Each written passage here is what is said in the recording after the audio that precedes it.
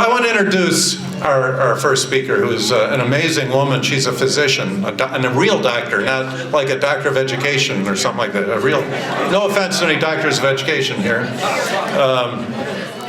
I was thinking only about one, but just a real, in this particular one, it's a good segue into prepping, because she's a doctor who's actually gone to disaster zones to provide medical assistance. She's been to Ukraine and places like that where there's wars going on. So she knows about disaster, and when it hits the fan, she's been there when it's been flying. And she also ran for Congress in the past, so she's got some political aspirations, and she worked as a chair to try to put term limits, in which we're all for. We need term limits, and she's worked on that. And she's been to 35 different countries on these medical missions. So it is my pleasure and privilege to introduce Dr. Sherry O'Donnell. Doctor, I have a quick question for you. You can start off with. You've been to all these disaster areas. Did you notice anything that people were just not prepared for? And how could they have been better prepared for that? We'll answer that. For the camera guy, am I okay to move? Because I don't like sitting behind podiums. I'll follow you. Okay, beautiful. And the sound a little bit better, or I can? Yeah. Okay, because I can yell. I'm a big mouth. So I was told, so keep me on track, Matt. When I need to stop, I need to stop. I was told I have 15 minutes, and you guys wanted to hear more about prep than you did my campaign. But it is a nice segue. So I'm going to share with you just a minute or so. My palm cards are on the table in front of you. But I'm going to share with you one of the things that Matt got wrong. I'm sorry, Matt. He said I had political aspirations. No, I didn't. I like practicing medicine. What I don't like is where we're going as a country. And where we're going when the government is so overreaching, over tyrannical, and taking our rights away from us. That's when I said somebody's got to get up. So political aspirations, my aspiration is to represent we the people, get our nation flipped back over because we've capsized. Can you guys hear me? Probably not. Can you hear me up there if I just yell? Okay. I'd see if that's any better. I'll hold it away. But my aspiration really is to get our nation back on the right course. I'm not naive enough to think I can do it by myself, but we the people have the power. And we the people need to show DC that we are the ones that are in power. So why was I asked medical disaster preparedness, and how can we be prepared? So I'm going to bring up a couple slides, and then I'm going to share as I go, and I'm going to kind of morph it. Sorry, I forgot. You did. So as Matt said, yes, I've been in 35 different countries. When Ukraine broke out, 1 week later, I was in Ukraine. I brought a medical team, and we sent an additional 8 medical teams. When I go on disaster relief, I am the first one out on that first team. I want to know what the lay of the land is. I want to know what the skill set's going to be necessary. I want to know that my team's safe, and I want to know that our skill set is necessary. Thanks. And it's this. Got it. Down arrow. Okay, so when the war broke out in Ukraine, February 24th, by the 1st I was there. Now I want to ask you guys, just challenge yourself for a second. Name a country in the world.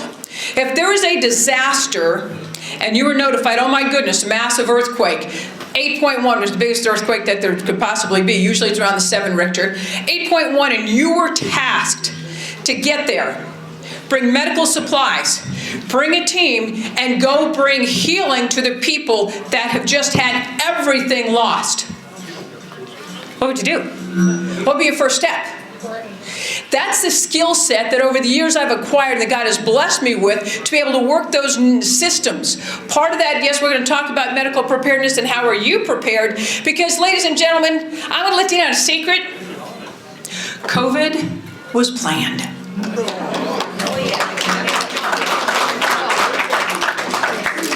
Now, that's not to say COVID wasn't real, because COVID was real. And I stood by the side of those patients dying in New York City that died of COVID. It was real. But our response as a nation was surreal.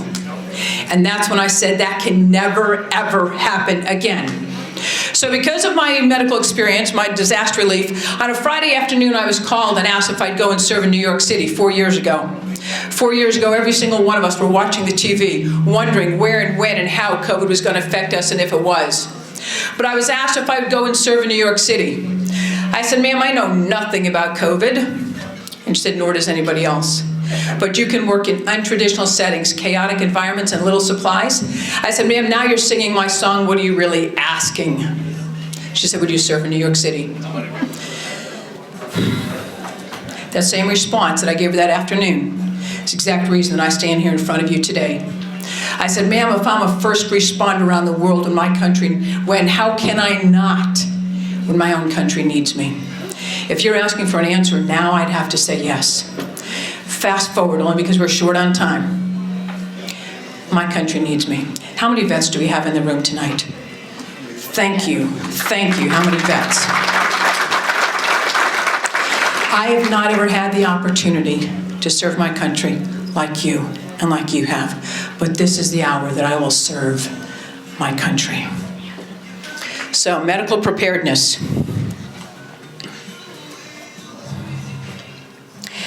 I want you to contemplate this for a second. The pearl of great price.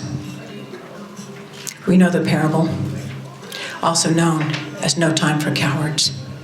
Ladies and gentlemen, it's going to take every single one of us in this room, every American-loving patriot, to take our country back.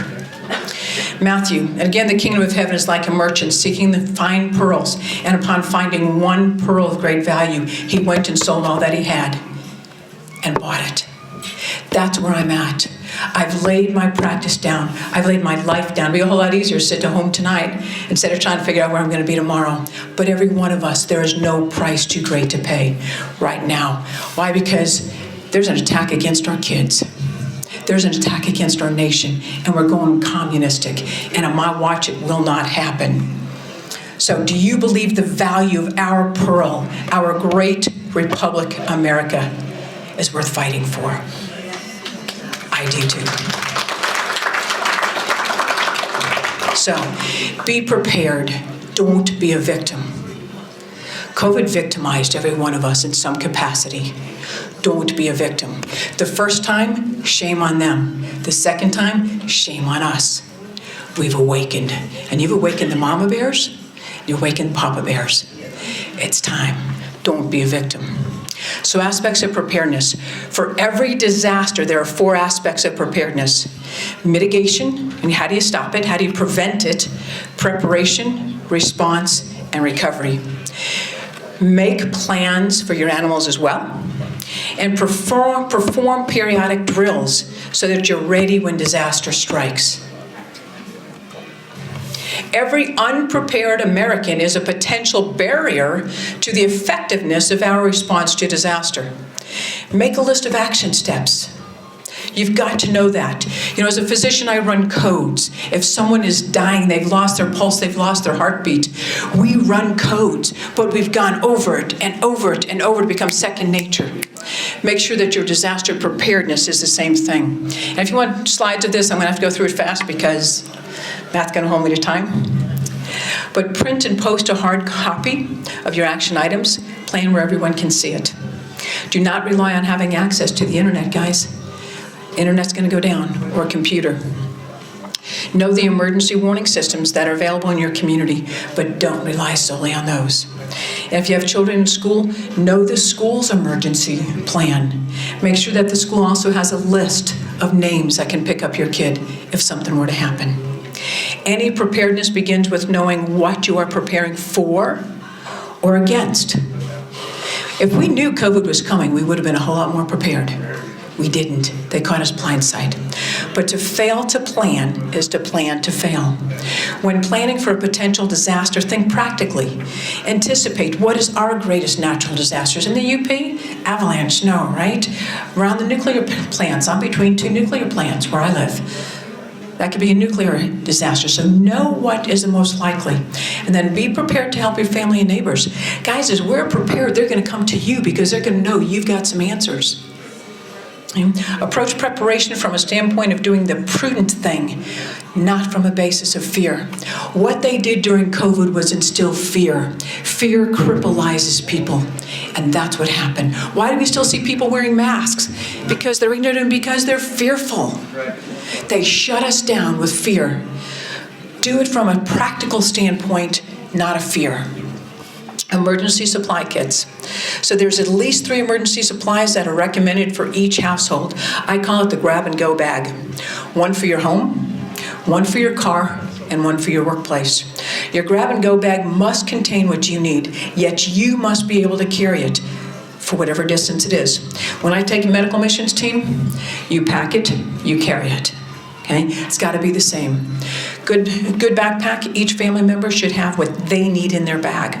Define each family member's responsibilities, even the children. Make it fun. Personal emergency supplies. I'm going to buzz through these, and guys, I'll put it on my website because I know for time-wise, but I was told that I was doing medical preparation lecture. So the obvious: small waterproof flashlights, whistle, matches, Vaseline, and cotton balls. Now, you might say Vaseline and cotton balls. Do you know the most effective way of starting a fire? Vaseline, cotton ball, and a match. Get it started, you can start a fire. Small first aid kit, water purification tablets or filter system. You've got to have water filter system. One of the first things that'll go down is our water system. Smoke hood or at least an M95. And yes, I said a mask. But use it for what it was intended. Use it for what it was intended for, the dust, the inhalation, things like that, or smoke prevention. Not to prevent COVID, it didn't do that. Okay, cord, your paracord or heavy 550-pound monofilament fishing line. Multi-purpose tool. Yep, your little Leatherman. Heavy-duty trash bags. Guys, if you were to be cold, literally a trash bag, you put a teaspoon, a couple of tablespoons of water in that trash bag, you can stay insulated in that. So a heavy trash bag and a mini pry bar. Personal emergency kits, food, high-energy food bars, peanut butter, extra money, good walking shoes or boots. Do not prepare your boots and leave them in there. Make certain that your boots or your sneakers are well worn, or you will get blisters on your feet. So make certain that they're well broken in. Prepaid phone cards. Guys, our phones may go down. If the phones go down, you better have some other means. Get the prepaid phone cards. Copy of your driver's license, passport, things like that. Extra set of car keys and house keys. Hard copy of emergency phone numbers. All of us right now use our phone for our phone list. If your phone's out, you're not going to have it. Okay? So unless those numbers are committed to your memory. Medical preparedness. We need to be prepared for the unexpected. Anticipate that there's going to be inaccessibility to routine meds and supplies. So fill your prescriptions on time or even ahead of time if you can. Have a supply that you know that when the pharmacies go down or everything goes down, you'll still have your medications, which are important to you. Make sure your medication remains stable, which means waterproofed, and so put it in the water plastic bags and heat protected. Try to keep non-perishable food, water, can openers on hand. Fully charge your electric devices. If they're not charged, they're not going to work. And pack spare batteries and changes. In today's culture, and listen carefully, and I believe this fully, in today's culture, we need to prepare against the tyrannical overreach mandates and shutdowns. Guys, that was heinous what happened to us and what they were done.